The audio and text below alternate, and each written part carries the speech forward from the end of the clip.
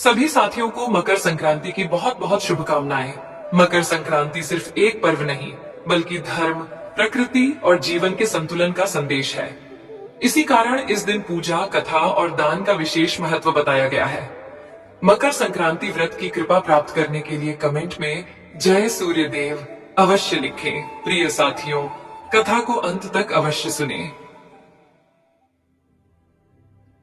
ये कथा है एक ऐसे गांव की जो अपनी हरियाली और शांति के लिए विख्यात था, जहां के लोग सादगी और धर्म परायणता में जीते थे। लेकिन इसी गांव की राजसी सीमा में एक ऐसा सत्य भी छिपा था जो करुणा और पश्चाताप की गहरी नींव पर खड़ा होने वाला था। इस राज्य का नाम था सूर्यपुर और इसके प्रतापी राजा थे विक्रमसेन। राजा विक्रमसेन अपनी प्रजा के लिए दयालु और न्यायप्रिय शासक थे और उनकी ख्याति दूर दूर तक फैली हुई थी। वे सूर्यदेव के परम भक्त थे। उनका दिन सूर्योदय के साथ ही सूर्यदेव की आराधना से प्रारंभ होता और सायंकाल भी वे भगवान भास्कर को अर्घ्य दिए बिना अन्न ग्रहण नहीं करते थे। उन्होंने राज्य में सूर्यदेव के अनेक भव्य मंदिर बनवाए थे, जहां स्वर्ण कलश सूर्य की किरणों में दमकते थे और भक्तजन श्रद्धा पूर्वक मस्तक झुकाते थे। उनकी भक्ति अटूट थी, उनकी श्रद्धा अगाध थी, किंतु हा विडंबना, इस अगाध भक्ति में एक गहरा शून्य था, एक ऐसा घाव जो अनदेखा था, एक ऐसी विस्मृति जो क्षमा योग्य नहीं थी। वो भूल चुके थे अपनी जन्मदात्री, अपनी बूढ़ी मां को। हाँ, जिस मां ने उन्हें 9 महीने अपने गर्भ में धारण किया, जिन्होंने अपनी नींद, अपना सुख, अपनी इच्छाएं सब कुछ न्योछावर करके उन्हें पाला पोसा, जिनके दूध की एक एक बूंद ने उन्हें शक्ति दी थी। आज वही मां राजा विक्रमसेन की विशाल राजमहल के एक कोने में एक छोटे से कक्ष में जीवन की संध्या जी रही थी। नियति ने कैसा क्रूर विधान रचा था कि एक पुत्र जो इतना यशस्वी था, इतना धर्मपरायण था, वो अपनी जननी के प्रति इतना उदासीन कैसे हो सकता था।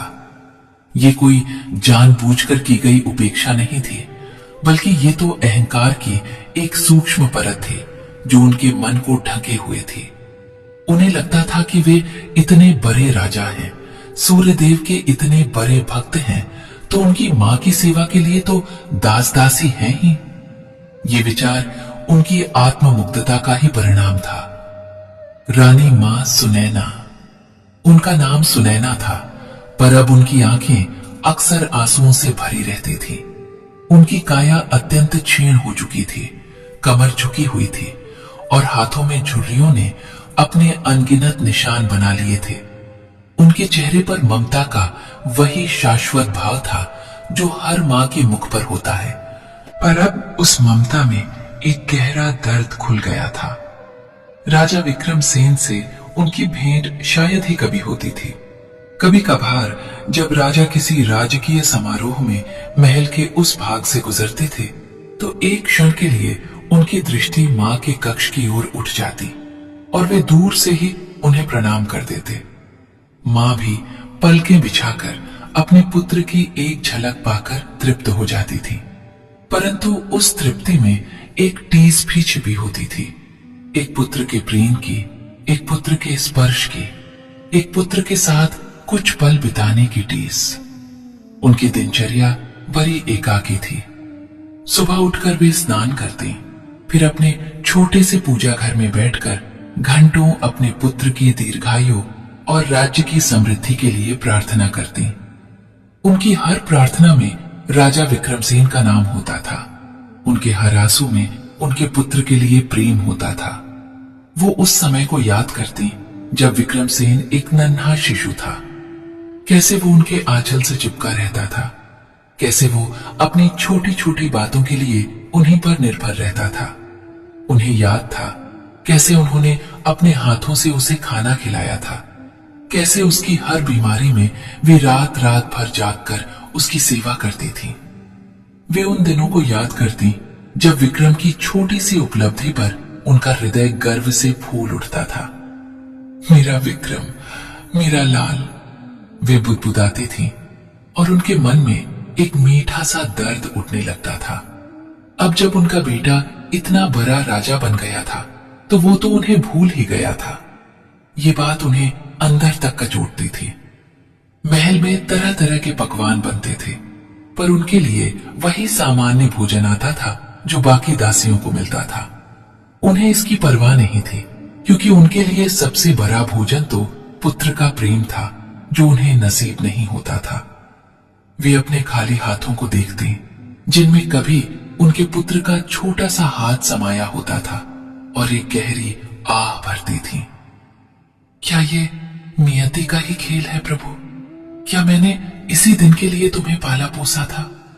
वे मन ही मन सूर्य देव से प्रश्न करती थी, जिनके पुत्र राजा इतने बड़े भक्त थे।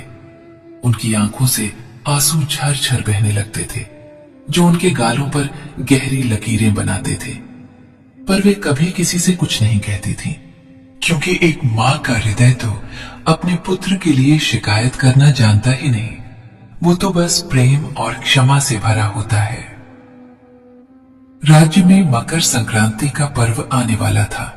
पूरे सूर्यपुर में उत्सव का माहौल था। राजा विक्रम सिंह ने इस पर्व को धूमधाम से मनाने की घोषणा की थी।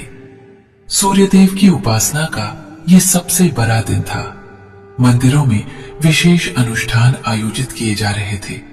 गरीबों को दान दक्षिणा दी जा रही थी। राजा स्वयं इस अवसर पर एक विशाल यज्ञ का आयोजन करने वाले थे।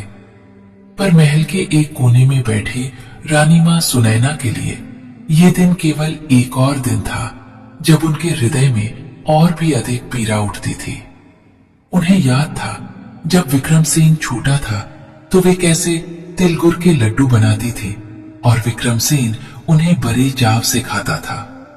वो उनके माथे पर तिल लगाकर कहता था, मां, आज आप सबसे सुंदर लग रही हैं।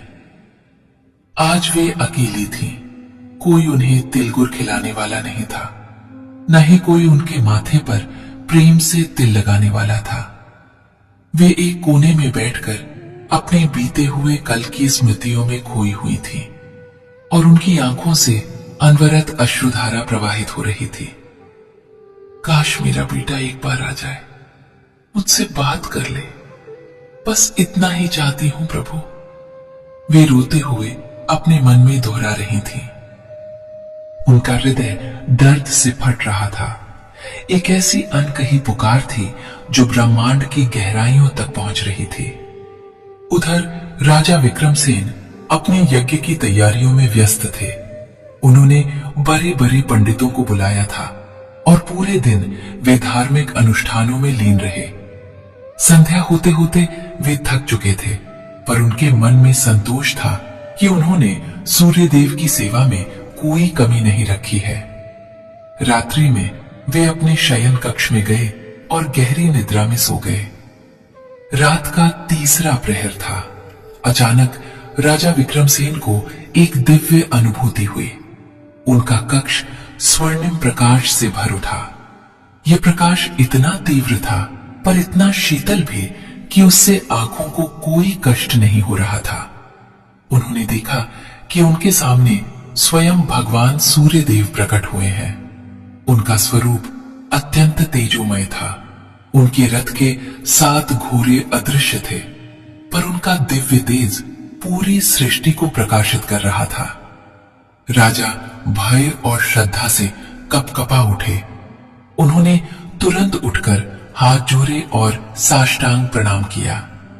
सूर्यदेव ने अपनी दिव्य गंभीर वाणी में कहा, हे राजन विक्रम सेन, तुम्हारी भक्ति, तुम्हारी श्रद्धा, तुम्हारी यज्ञ और तुम्हारे दान से मैं अत्यंत प्रसन्न हूं। राजा ने विनम्रता से कहा, प्रभु, ये सब आपकी ही कृपा है। मैं तो बस आपका एक तुच्छ सेवक हूं। सूर्यदेव ने एक क्षण के लिए अपनी दृष्टि राजा पर स्थिर की और फिर अपनी वाणी को और गंभीर करते हुए कहा, परंतु हे राजन, तुम्हारी ये भक्ति अधूरी है। तुम्हारी श्रद्धा में एक बड़ा अभाव है। तुम मुझे प्रसन्न करने के लिए इतने जतन करते हो, इतने मंदिर बनवाते हो, इतना दान करते हो, पर जिस मूल को तुमने भुला दिया है वो कैसे स्वीकार्य होगा? राजा आश्चर्यचकित रह गए। प्रभु, मैं नहीं समझा, मुझसे ऐसी कौन सी त्रुटि हुई है जो मेरी भक्ति को अधूरा कर रही है? सूर्यदेव की वाणी में अब थोड़ी करुणा थी, थोड़ी चेतावनी भी। जिस मां ने तुझे जन्म दिया, जिसने तुझे पाला पोसा, जिसने अपने आंसुओं से तुझे सींचा, वही पहली पूजा है हे राजन। जिसने तुझे ये देह दी, वो मेरे द्वारा दी गई इस देह का साक्षात प्रतिरूप है। तू अपनी मां को भूल चुका है, उसकी उपेक्षा कर रहा है और मेरे मंदिरों में स्वर्ण कलश चढ़ा रहा है। ये कैसा धर्म है? ये कैसी भक्ति है? राजा के हृदय पर मानो वज्रपात हो गया। सूर्यदेव के ये वचन तीर की भांति उनके अंतरात्मा में घुस गए। उन्हें अपनी समस्त उपेक्षा, अपनी समस्त अज्ञानता एक ही क्षण में स्पष्ट हो गई। उनकी आंखें खुल गईं।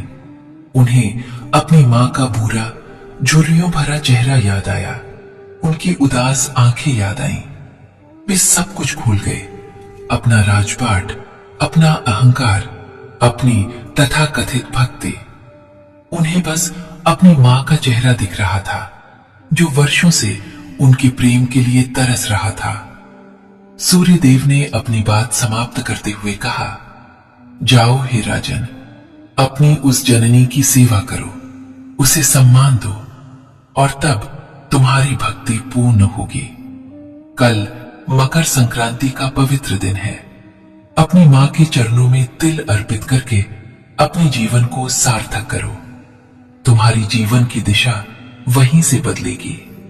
ये कहकर सूर्यदेव अपने दिव्य प्रकाश के साथ अंतर्धान हो गए और राजा विक्रमसेन की नींद टूट गई। राजा हड़बड़ाकर उठ बैठे। उनका शरीर पसीने से भीगा हुआ था और उनकी आंखों से अश्रुधारा बह रही थी। ये सपना नहीं था, ये तो साक्षात सत्य था। ये तो स्वयं सूर्यदेव का आदेश था। उन्हें अपनी गलती का एहसास इतना तीव्र हुआ कि वे अपनी छाती पीटकर रोने लगे। मैं कितना अभागा हूं, मैं कितना पापी हूं। जिस मां ने मुझे जन्म दिया, उसी को मैं भूल बैठा। धिक्कार है मुझ पर, धिक्कार है मेरी राजसी शान पर, धिक्कार है मेरी झूठी भक्ति पर। उनके मन में पश्चाताप की अग्नि धधक रही थी। एक क्षण भी विलंब किए बिना वे अपने शयन कक्ष से बाहर निकले। आधी रात का समय था। महल के गलियारे सुनसान थे। पहरेदार उन्हें देखकर चौंक गए, क्योंकि उन्होंने राजा को पहले कभी ऐसे अधीर और व्याकुल नहीं देखा था। राजा ने किसी की परवाह नहीं की। उनके पग सीधे उस दिशा में बढ़ रहे थे जिस दिशा में उनकी मां का छोटा सा कक्ष था। उनका हृदय जोर जोर से धड़क रहा था। उन्हें डर लग रहा था कि कहीं उनकी मां अब इस दुनिया में ना हो, कहीं उन्हें अपने अपराध का प्रायश्चित करने का अवसर ही न मिले। ये विचार आते ही उनकी आंखों से और तेज आंसू बहने लगे। वे भागते हुए अपनी मां के कक्ष के द्वार पर पहुंचे। द्वार अंदर से बंद था।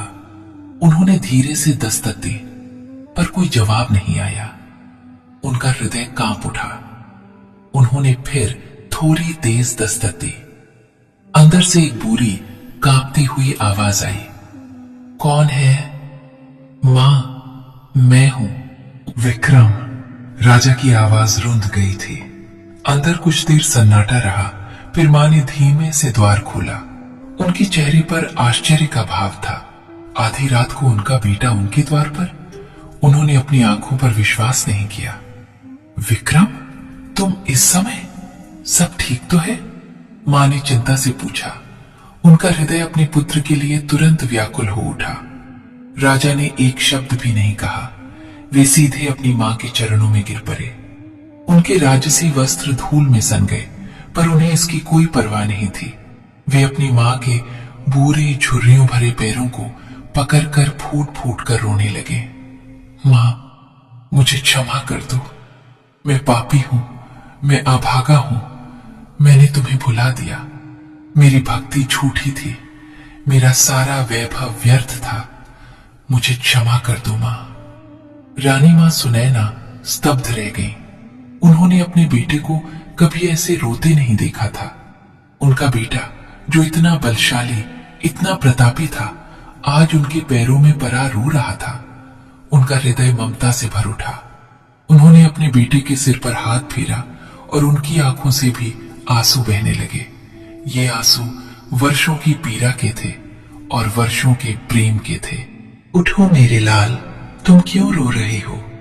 तुम्हारी मां तुम्हें कभी क्षमा करने का सोच भी नहीं सकती। एक मां अपने बच्चे को भला कैसे दोषी ठहरा सकती है? राजा उठे और अपनी मां को गले लगा लिया। वे दोनों मां बेटे देर तक एक दूसरे को पकड़े रोते रहे। ये वर्षों के बिछोह, वर्षों की उपेक्षा और वर्षों के प्रेम का संगम था। जब उनका मन कुछ शांत हुआ तो राजा ने अपनी मां को बिठाया। उन्होंने पास पड़े एक स्वच्छ पात्र में जल लिया और अपनी मां के बूढ़े थके हुए पैरों को अपने हाथों से धोना शुरू किया। ये वही हाथ थे जो राजसी तलवार चलाते थे, जो साम्राज्य का संचालन करते थे। आज वही हाथ अपनी मां के चरणों की धूल धो रहे थे। मां की आंखों से प्रेम और तृप्ति के आंसू बह रहे थे। उन्हें लगा जैसे आज ही उनके जीवन का सबसे बड़ा मकर संक्रांति का पर्व आया है। उनके बेटे ने उनके चरणों को धोकर अपने सारे पाप धो दिए थे। राजा ने मां के पैर धोए, फिर उन्हें एक आसन पर बिठाया। उन्होंने अपने पास से एक छोटी सी पोटली निकाली जिसमें उन्होंने शुद्ध तिल रखे थे। ये तिल उनके हृदय के पश्चाताप और प्रेम का प्रतीक थे। उन्होंने अपनी मां के चरणों में श्रद्धापूर्वक तिल अर्पित किए। मां, ये मेरा तिलदान है, ये मेरा प्रायश्चित है। मुझे आशीर्वाद दो मां कि मैं कभी फिर तुम्हें ना भूलूं। रानी मां सुनैना ने अपने बेटे के सिर पर हाथ रखा और अपने दोनों हाथों से उसे गले लगा लिया।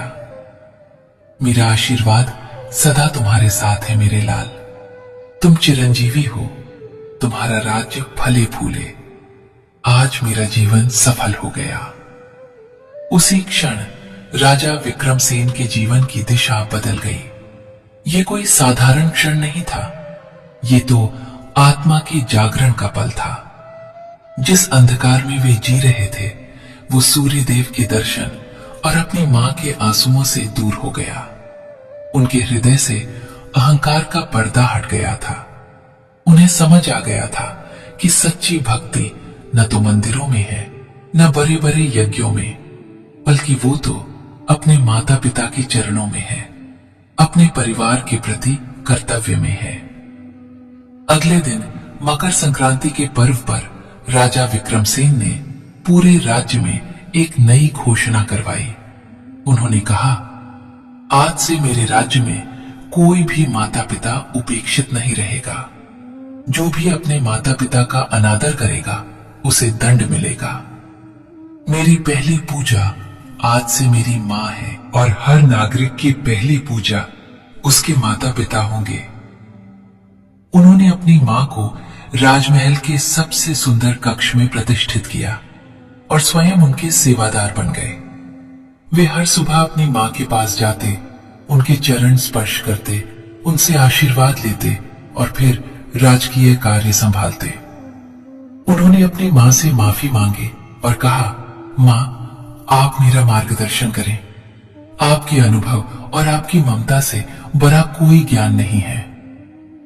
रानी मां सुनैना की प्रसन्नता का कोई ठिकाना नहीं था।